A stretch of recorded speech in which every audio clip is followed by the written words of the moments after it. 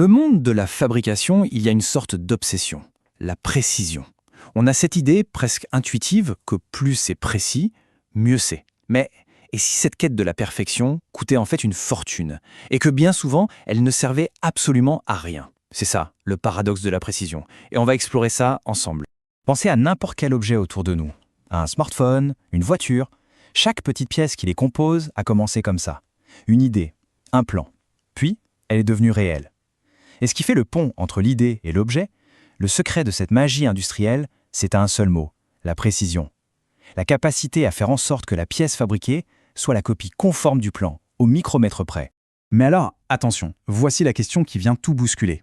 Et si, pour fabriquer mieux et surtout moins cher, la solution était d'être moins précis? Ça semble complètement contre-intuitif, n'est-ce pas? L'idée que cette course à la perfection est en réalité un énorme gaspillage d'argent pour un bénéfice inexistant. C'est exactement ce paradoxe qu'on va décortiquer. Allez, on entre dans le vif du sujet. On va commencer par regarder le choc, le vrai conflit entre cette image d'Épinal de la précision absolue et la dure réalité de l'atelier. Et je vous préviens, les chiffres risquent de surprendre. Regardez bien ce chiffre, 24. C'est le multiplicateur de coûts quand on veut passer d'une tolérance standard, qui est déjà très bonne, à une tolérance dite d'ultra-précision. Oui, ça peut coûter jusqu'à 24 fois plus cher. Et tout ça pour un gain de précision souvent invisible à l'œil nu, et surtout inutile pour le fonctionnement de la pièce. Et cette citation résume parfaitement le problème. C'est tellement vrai. En gros, la précision, c'est un outil surpuissant. C'est un peu comme un scalpel laser. C'est indispensable pour une opération chirurgicale, mais si on l'utilise pour couper son steak, c'est un peu excessif et ça coûte une blinde. Le vrai problème, il est là. Payer le prix fort pour une précision qui n'améliore en rien la performance du produit final. Bon, alors, comment on fait pour être précis juste là où il faut et pas partout ailleurs? Heureusement, il existe une solution. C'est un langage, un vrai langage universel pour les ingénieurs et les techniciens. Son petit nom, c'est GDNT, pour tolérancement géométrique et dimensionnel. Et attention, ce n'est pas une invention qui date d'hier. Le concept est né en pleine Seconde Guerre mondiale. Un certain Stanley Parker devait s'assurer que les pièces de torpille s'assemblent parfaitement à chaque fois. C'est né d'un besoin critique. Et depuis, ce système a évolué, il s'est affiné pour devenir aujourd'hui la référence mondiale, le langage que tout le monde parle dans l'industrie. Alors comment ça marche, ce fameux GDNT? Eh bien c'est un langage visuel, basé sur des symboles. Chacun de ces petits dessins a une signification bien précise.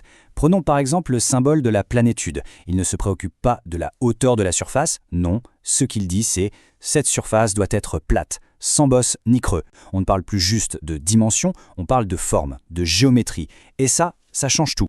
Pour que ce langage fonctionne, il faut une base solide. En GDIT, cette base s'appelle une référence ou un datum. C'est vraiment la clé de voûte du système. L'analogie de la maison est parfaite. Le datum, ce sont les fondations. C'est le point zéro, la référence absolue, à partir de laquelle toutes les autres mesures vont être prises. Sans datum clair, la pièce est imprécise.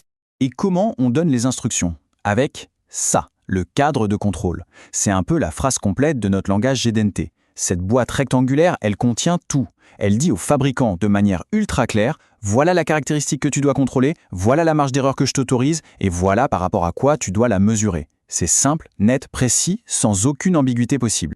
Bon, on a vu la théorie. Mais maintenant, il faut retourner dans le monde réel, dans l'atelier. Parce que dessiner une tolérance super serrée sur un ordinateur, c'est facile. La fabriquer pour de vrai, c'est une autre paire de manches. Chaque machine, chaque procédé a ses propres limites. Et ça, ces graphiques le montrent de façon brutale. Regardez ces courbes. Elles ne montent pas gentiment en ligne droite, non, elles explosent vers le haut. Ça veut dire que pour gagner un tout petit peu de précision en plus, le coût et le temps de fabrication, eux, grimpent en flèche, de manière exponentielle. Doubler la précision ne va pas doubler le prix, non, ça risque de le multiplier par 4, par 8. C'est la loi des rendements décroissants, mais en version extrême. Prenons un exemple bien concret. Avec un moulage au sable, on aura une précision d'à peu près 1 mm. Si on veut mieux, on passe au fraisage, et là on tombe à 50 microns, l'épaisseur d'un cheveu. C'est déjà super précis. Mais si on a besoin d'aller encore plus loin, à 5 microns, il faut sortir l'artillerie lourde, la rectification. Et ça, c'est beaucoup plus lent, et donc beaucoup plus cher. Tout l'enjeu est là, choisir le bon procédé pour le besoin, et pas un bazooka pour écraser une mouche. Ok, on a parlé des pièces individuelles, mais il y a un autre gros sujet. Qu'est-ce qui se passe quand on assemble toutes ces pièces ensemble? C'est ce qu'on appelle l'empilement des tolérances. Une pièce est rarement seule, et les petites variations de chaque pièce, elles peuvent s'additionner et créer un gros problème à la fin. L'idée est assez simple. Imaginez, la pièce A a une petite marge d'erreur, disons plus ou moins 0,1 mm. Sa voisine, la pièce B, a la même. Quand on les met bout à bout, Dans le pire des cas, si la pièce A est 0,1 mm trop longue et la pièce B aussi, l'erreur totale est de 0,2 mm. Ça peut paraître peu, mais imaginez ça sur 10-20 pièces. L'erreur s'accumule et ce qui fonctionnait sur l'ordinateur devient impossible à monter en. Pour gérer ce problème, il y a deux philosophies. La première, c'est l'analyse du pire des cas. C'est l'approche ultra prudente. On met des tolérances tellement serrées que même si le scénario catastrophe arrive, ça passe. C'est sûr à 100%, mais ça coûte une fortune. Et puis il y a l'approche statistique, beaucoup plus fine. Elle parie sur le fait que la probabilité que toutes les erreurs s'additionnent dans le mauvais sens est quasi nulle. Du coup, on peut se permettre des tolérances plus larges et donc faire de grosses économies. Alors comment on met tout ça en musique ? La solution, en fait, elle est simple mais fondamentale. Il faut concevoir pour la fabricabilité. Ça veut dire que l'ingénieur, au moment où il dessine, doit déjà penser à l'opérateur sur la machine. C'est l'art de trouver le juste milieu entre la fonction parfaite et la production réaliste et économique. Et pour y arriver, voici quelques règles d'or. La plus importante, il faut être chirurgical. On met des tolérances serrées uniquement là où c'est absolument critique pour que la pièce fonctionne. Partout ailleurs, on relâche la pression, on met du standard. Et c'est là que le JDNT devient notre meilleur ami. Il nous permet de dire exactement quelle fonction on veut garantir, sans pour autant tout bloquer inutilement. Finalement, le message central, c'est celui-ci. Le but du jeu, ce n'est pas d'atteindre la précision maximale, non. Le but, c'est d'atteindre la spécification optimale. Un bon concepteur, ce n'est pas celui qui fait le plan le plus contraignant, c'est celui qui définit les tolérances justes, celles qui font que ça marche parfaitement, mais sans dépenser 1 euro de plus que nécessaire. Alors, je vais vous laisser avec cette dernière pensée.